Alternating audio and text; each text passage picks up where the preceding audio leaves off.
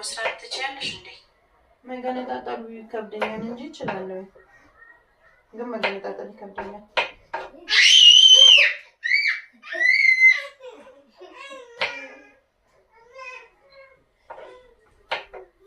ሶስት አመት ነው ሰው ቤት የሰራሽው?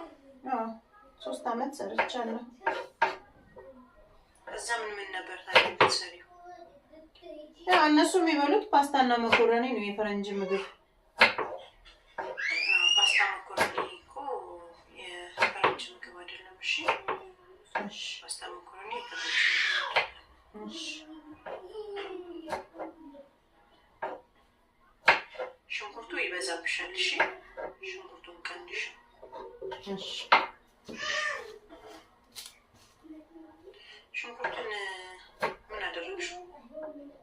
ያው የሰራሁት ሀብታም ቤት ስለሆነ ጣልኩት።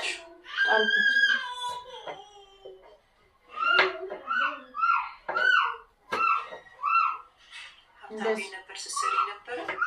እንደዚህ ሲተርፍብን እንጥለዋለን።